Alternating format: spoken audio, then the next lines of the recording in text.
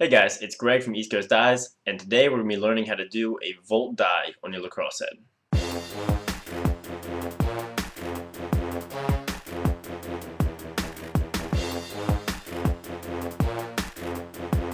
Alright guys, so there you saw some heads I've used this volt dyeing technique on.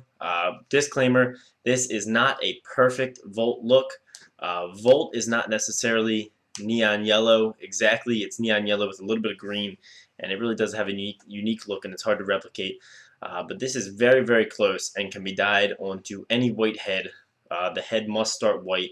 Also, disclaimer, dyeing your head does void the factory warranty. So like I said, it's not a perfect volt color, but it is very, very close, and it does look awesome on a dyed head, especially when you see it on a different head that doesn't necessarily usually come in volt. So here I have a Volt Lakota. This was the first lacrosse head to come in the Volt color. Now they've got it in this head. The CEO and the Vapor also comes, I think, in black with some Volt logos on it, and maybe it comes in neon yellow itself as well. But Volt is commonly referred to as neon yellow.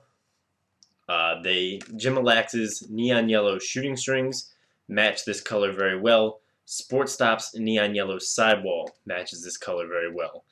We also sell Volt butt ends and Volt head screws. You can see here is an example of a Volt butt end on my Volt Lakota, and here is an example of a Volt head screw of ours on my black Lakota with some. So these are the neon yellow shooting strings. You can see how well they match the neon yellow of the head. So Volt is a color first made popular by Nike with Oregon University's football helmets.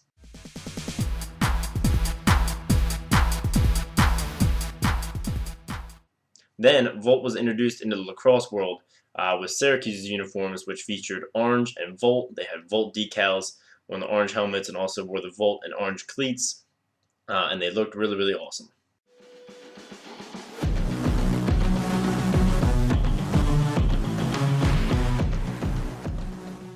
So you can see that is one of the first times that Volt hit the lacrosse field in the public eye, where a lot of people saw it, and it's kind of taken on, it's taken the lacrosse world by storm since then.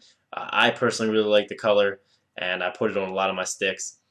So today I'm going to be showing you guys how to dye your head Volt. It's pretty simple, and I'm going to tell you guys what you're going to need. Alright guys, so here I've got the items that you are going to need for your dye. Number one, a white head. Here I have a white Blade Pro. If your head is not white, this dye will not work. If it's older, you want to clean it off. I'll talk about that in a second. Then a plastic container large enough to fit the head in, just like that. And then you're going to need boiling water. As always, I've got my electric water boilers. I fill each one up to 11 cups. I fill these two up, and then I fill one of them up again. So a total, for those of you that are counting at home, of 33 cups, which I believe to be about 264 ounces or 2 gallons. But mostly you just need enough water so that when you put the head in, it covers the head entirely. So that's the amount of water you want to boil, and you got to have it at a full boil. Finally, you need neon yellow Rit dye. You can see this is the Pro line. This is one of the colors you can only get in the Pro line. You have to buy a pound of it, but it's not all that expensive. I think it's like $18. I will provide a link in the description for where you can get the Pro line neon yellow. It is on Rit Dye's website. We're going to be using inside. There's a scooper. We're going to be using about 4 scoops of it, of the dye, which is equivalent to about 2 packets of dye. I like to use a lot of dye because some of it gets caught at the bottom, and I want this color to be really nice and dark. And so these are the items that you are going to need to perform this dye. Make sure it's in an area where your parents aren't going to get mad if you spill it anywhere, so outside is preferable. Alright guys, so here's the head I will be dyeing. I've got a white high school Blade Pro. A brand new head is going to accept the dye much better than an old one, but if you do have an old one that you want to dye, what you want to do is first clean it as well as you possibly can. Get some hot water, some soap, and a sponge or a Brillo pad on it, and really scrub away. The dye may not show up quite as well as it would have, but it still will show up pretty well and will make the old head look even better. One thing a lot of people like to do is take out ball stops when they dye heads. I'm not really that worried about it. I'm going to leave it in because one disadvantage is when you take it off, sometimes you can't get all the residue off, and it is a little bit annoying. But if you don't want the ball stop to be dyed and you want it to be a nice clean look, you want to replace the ball stop, take it off, dye it, then replace the ball stop.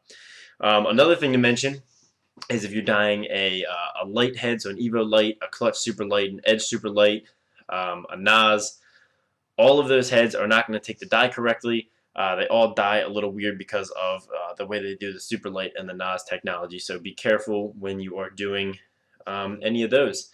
So now we're going to get into boiling up the water and dyeing the head. Alright guys, so I've got all my boiling water ready in my neon yellow Rit dye, so I'm going to spoon the Rit dye into the water, mixing it as I go so it's fully dissolved. I'll probably use 4 scoops, maybe a tiny bit more of the Rit dye like I said before. Alright guys, so I've got my dye all mixed up, and so now it is time to drop the head in. So here's my Blade Pro. I'm going to drop it in. You can see it's floating a little bit, so I'll just swirl it around a tiny bit, mix it up a little, and flip the head over so it'll sit flat, and just let it sit here for a while, and I'll let you know on the time it took when it is all done.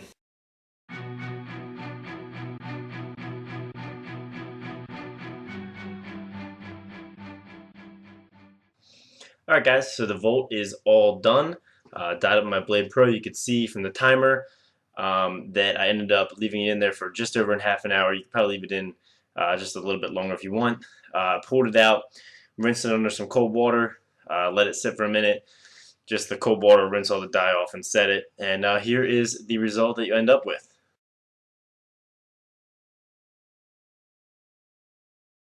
So here's a pretty good view of the volt color.